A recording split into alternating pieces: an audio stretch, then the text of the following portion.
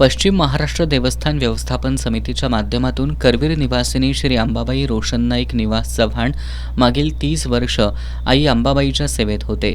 देवीच्या रोजच्या पूजे अर्चेतील देवीचा रोशन नाईक अर्थात ते देवीसमोर सदैव मशाल घेऊन उभे राहिले.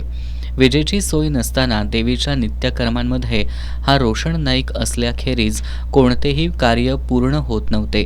आज हे पद आणि या पदाला मान अबाधित आहे. 1995 साली चव्हाण या पदावर रुजू झाले. तिथपासून आजपर्यंत कधीही खंड न पडू देता आईची मनोभावे सेवा त्यांनी केली. पांढरा स्वच्छ सदरा, डोक्यावर पांढरी टोपी, उजव्या हातामध्ये प्रज्वलित केलेली मशाल, शांत आणि संयमी स्वभाव, सदैव हसतमुख असणारे निवास चव्हाण या सेवेतून निवृत्त झालेत. मंदिराचा पहिला दिवा मशालीनं तेच प्रज्वलित करायचे.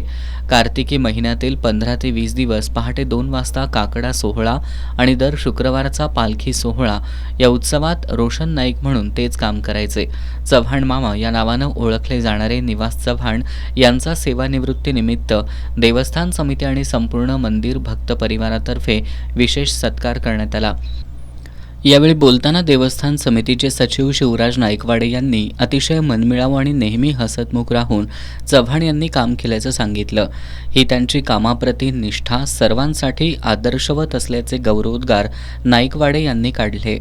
पहाटे 2चा काकडा असेल किंवा रात्री 10ची पालखी असेल, त्यांचं काम अतिशय महत्त्वाचं आहे आणि ज्यांना आपल्या मंदिरातील सर्व रूढी परंपरा आणि आपले सर्व देवताकृत्यांची माहिती आहे असे श्री निवास चव्हाण आज नियत वयोमानानुसार सेवानिवृत्त होत आहेत. परंतु देवताकृत्यामध्ये त्यांची सेवा असल्यामुळं आपण त्यांची सेवा कशा पद्धतीनं कंटिन्यू ठेवता येईल याविषयी जरूर प्रयत्न करू. मंदिर व्यवस्थापक महादेव दिंडे यांनी मागील 30 वर्ष विना तक्रार कार्य करणारे हे एकमेव व्यक्तिमत्व असल्याचं सांगितलं.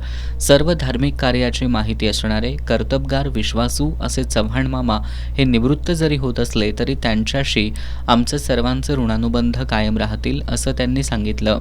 आई अंबाबाईची सेवा करता आल्यानं माझ्या जीवनाचं सार्थक झाल्याची भावना निवास चव्हाण यांनी यावेळी व्यक्त केली. अनेक अडचणी आल्या, अनेक अडचणी आल्या, त्यामुळं त्या अडचणीला हे करून मी इथं सेवा केलेली आहे. न चुकता अखंडितपणे सेवा करत आलेलो आहे. देवीच्या आरतीला मशाल लागते, ते मशाल धरण्याचं काम माझ्याकडे असतं. गेली 3 दररोज 4 आरती असतात. त्या 4 आरतीला पालखीला देवी ज्यावेळी बाहेर जाते त्यावेळी मी मशाल धरण्याचं काम करतो. यावेळी देवस्थान समितीचे पदाधिकारी, कर्मचारी, दर्शनासाठी आलेले भाविक आणि चव्हाण कुटुंबीय उपस्थित होते.